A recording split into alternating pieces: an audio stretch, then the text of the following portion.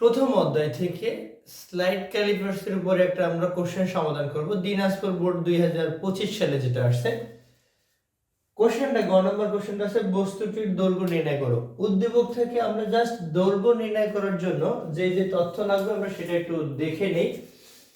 তো স্লাইড ক্যালিপার্সের সাহায্যে একটি বস্তুর দৈর্ঘ্য পরিমাপে প্রধান স্কেল পার্ট দেয়া আছে। প্রধান স্কেল পার্ট দেয়া আছে 9.96 সেন্টিমিটার। ভার্নিয়ার সমপতন দেয়া আছে 8। এবারে আরেকটা তথ্য দেয়া আছে ভার্নিয়ার ধ্রুবক নির্ণয় করার জন্য যা লাগবে। প্রধান স্কেলের 19 নম্বর দাগ ভার্নিয়ার স্কেলের 20 নম্বর দাগের সাথে মিলে যায়। এখান থেকে আমরা ভার্নিয়ার ধ্রুবক নির্ণয় করতে পারবো। আর প্রধান স্কেলের প্রত্যেকটা ঘরের মান, অর্থাৎ এখানে প্রধান স্কেলের ক্ষুদ্রতম এক ঘরের মান হলো 1 মিলিমিটার, সেটা দেওয়া নেই, আমরা এটা ধরে নিব। তো বস্তুটির দৈর্ঘ্য নির্ণয় করার জন্য যে সূত্র আমরা জানি L = m + v হলো vc। এখন এখানে দৈর্ঘ্য নির্ণয় করার জন্য প্রধান স্কেল পার্ট দেয়া আছে, মানে রৈখিক স্কেল পার্ট যেটাকে আমরা m বলি, m এর মান দেয়া আছে 9.96 সেন্টিমিটার দেয়া আছে। এবারে ভার্নিয়ার সমপতন মানে v এর মান দেয়া আছে 8 নিব, এবং ভার্নিয়ার ধ্রুবক নির্ণয় করার জন্য vc এর মান আমরা জানি s/n। s এর মান দেয়া, s এর মান আমরা জানি যে প্রধান স্কেলের ক্ষুদ্রতম এক ঘরের মান হলো 1 মিলিমিটার, তার মানে 1 হবে। এবং এখানে প্রধান স্কেলের এখানে ভার্নিয়ার স্কেলের ভাগ সংখ্যা, প্রধান স্কেলের এক ঘরের মান ভাগ হয়েছে ভার্নিয়ার স্কেলের ভাগ সংখ্যা, ভার্নিয়ার স্কেলের ভাগ সংখ্যা হচ্ছে 20। তার মানে 1 কে যদি আমরা 20 দিয়ে ভাগ করি তাহলে রেজাল্ট পাবো 0.05 মিলিমিটার। এখন আমাদের সবগুলো একক একই দিকে নিতে হবে, হয়তো মিলিমিটারে নিব নয়তো সেন্টিমিটারে নিব। এটা মিলিমিটারে আছে, এটাকে যদি আমরা সেন্টিমিটারে নিয়ে যাই, মিলিমিটারের ঠিক এক ঘর বাম দিকে সেন্টিমিটার, তার মানে এটাকে 10 দ্বারা ভাগ করতে হবে। যদি 10 দিয়ে ভাগ করি 0.005 সেন্টিমিটার হবে। মিলিমিটারে সেন্টিমিটারে নিতে হলে 10 দিয়ে ভাগ করতে হয়।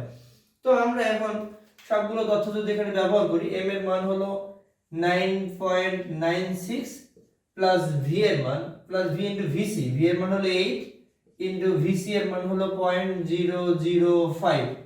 তো আমরা এটা করলে 9.96 প্লাস এটাকে যদি আমরা করি 8 এর 5 দিয়ে গুণ করলে 40 হবে। ডান দিক থেকে 3 ঘর পর দশমিক 1 2 আরেকটা ঘর পূর্ণ করে দশমিক দিব। আচ্ছা 0.04 আমরা লিখতে পারি। এটাকে যদি আমরা যোগ করে দিলে এই 0 এখানে নামাই দিতে পারি।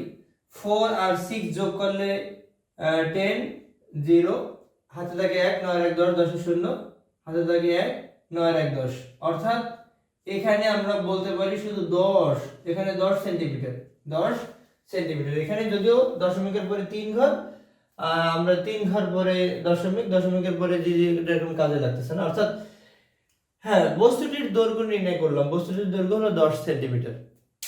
আমরা যন্ত্রটির দৈর্ঘ্য পেলাম। দৈর্ঘ্যকে যদি আমরা এখানে আমরা দৈর্ঘ্যকে যদি l ধরি, দৈর্ঘ্য লেন্থ l ধরি, দৈর্ঘ্য l = 10 সেন্টিমিটার, আমরা এটা বের করে নিলাম 10 সেন্টিমিটার। প্রস্থ নির্ণয় করে মান পাওয়া গেল 8 সেন্টিমিটার, এটাকে আমরা b বলি। প্রস্থ b মানে 8 সেন্টিমিটার। তাহলে এই বস্তুটির ক্ষেত্রফলটা কত হবে? ক্ষেত্রফল মানে এরিয়া, এরিয়ার a ইকুয়াল হবে l into b। l into b কত? 10 ইনটু 8 মানে 8.80 সেন্টিমিটার স্কয়ার। এটা আমরা মূল ক্ষেত্রফল পেলাম। এখন বস্তুটির পরিমাপে কিন্তু 5% ত্রুটি আছে। 5% ত্রুটি মানে এটার দৈর্ঘ্য যদি আমরা নির্ণয় করি, এটা আমরা দৈর্ঘ্য এর ত্রুটির পরিমাণ, দৈর্ঘ্য ছিল 10 প্লাস মাইনাস 10 ইনটু 0.5, 10 ইনটু হলো 0.5, অর্থাৎ 0.5 মানে 5 কে 100 দ্বারা ভাগ, তাহলে 0.05 হবে। এখন আমরা এখানে প্লাস মাইনাস দেব কেন? এখানে ত্রুটির পরিমাণ 5%, আমরা এটা ভুলে 0.5 বেশিও নিতে পারি, 0.05 বেশিও নিতে পারি, 0.05 কমও নিতে পারি। এই জন্য ত্রুটির পরিমাণ ধনাত্মক ত্রুটি এবং ঋণাত্মক ত্রুটি অ্যাড করে নিতে হয়। তো 10 প্লাস মাইনাস 5.50 আর ডান দিক থেকে 2 ঘর পরে দশমিক, তার মানে এটা হবে অর্থাৎ 0.50। এই লেন্থ দুইটা হবে। যদি দৈর্ঘ্য ম্যাক্সিমামটা নেই তাহলে যোগ করব, আর যদি মিনিমাম নেই যোগ করলে 10.5।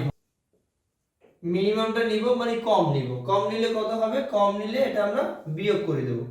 বিয়োগ 10 মাইনাস 0.5 অর্থাৎ এটা হবে 9.5।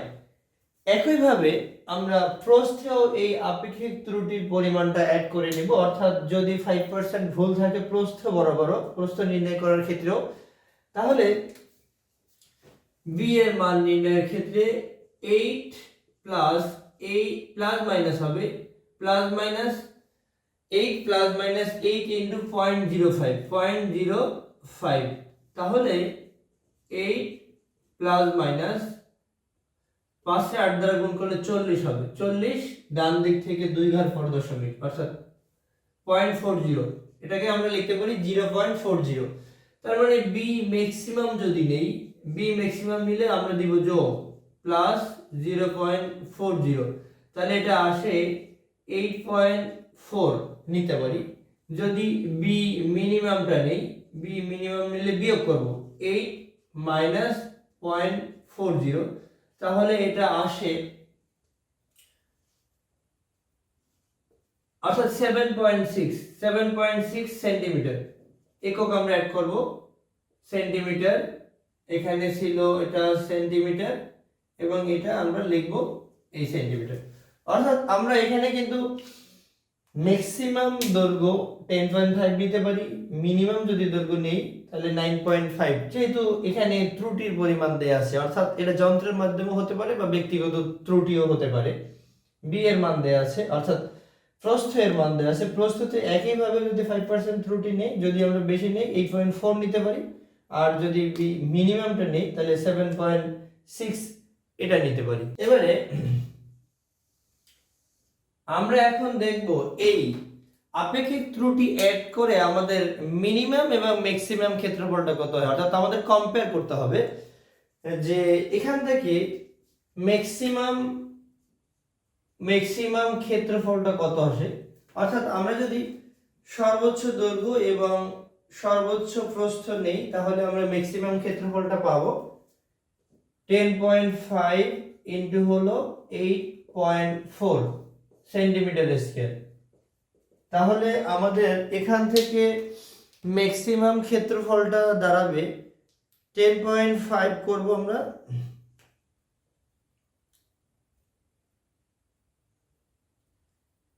10.5 ইনটু হলো 8.4, এই দুইটা গুণ করলে আমরা কিন্তু এই ম্যাক্সিমাম ক্ষেত্রফলটা পেয়ে যাচ্ছি 88.2 সেন্টিমিটার স্কয়ার। মূল ক্ষেত্রফল ছিল 80, এখন হলো 88.2 সেন্টিমিটার স্কয়ার। এবারে যদি এ মিনিমামটা নেই, এ মিনিমাম নিলে 9.5, অর্থাৎ দৈর্ঘ্যটা আমরা মিনিমামটা বের করে নিলাম 9.5, এর সাথে প্রস্থ মিনিমামটা 7.6 সেন্টিমিটার স্কয়ার। তার মানে 9.5 ইনটু 7.6 দুইটা গুণ করলে 9.5 ইনটু 7.6 গুণ করলে 72.2 সেন্টিমিটার স্কয়ার। আমরা এই দুইটা মান পেয়ে যাচ্ছি।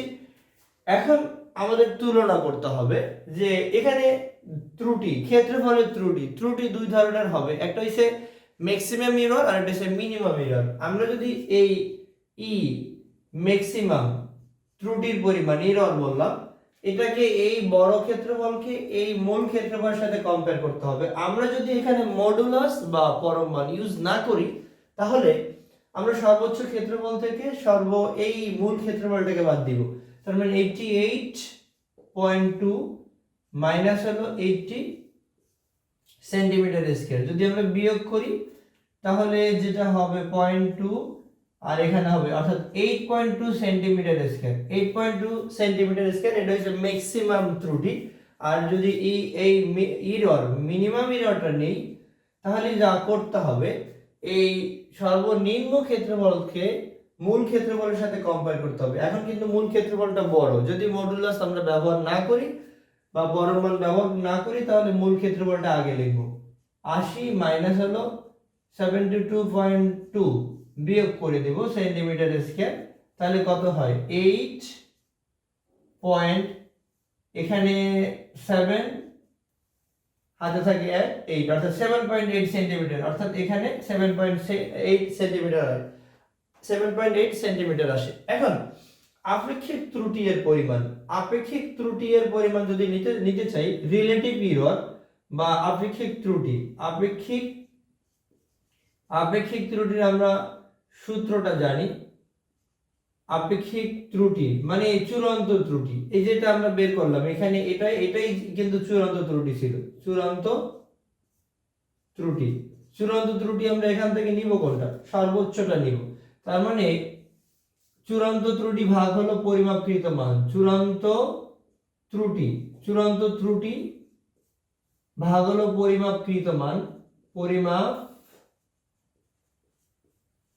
মান, এটা হলো 100। কেন 100 হবে, অর্থাৎ আপেক্ষিক ত্রুটি শতাংশ হিসাব করতে হয়। তো এইখান থেকে আমরা চূড়ান্ত ত্রুটি নেব 8.2 ইনটু 100% ভাগ হলো আমাদের মূল ক্ষেত্রফল ছিল 80 সেন্টিমিটার স্কয়ার।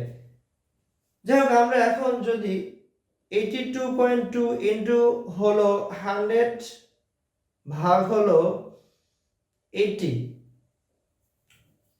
8.2 আসলে 8.2 ইনটু 100 ভাগ হলো 80, এটাকে যদি আমরা শতাংশ হিসাব করি তাহলে আসে 10.25%।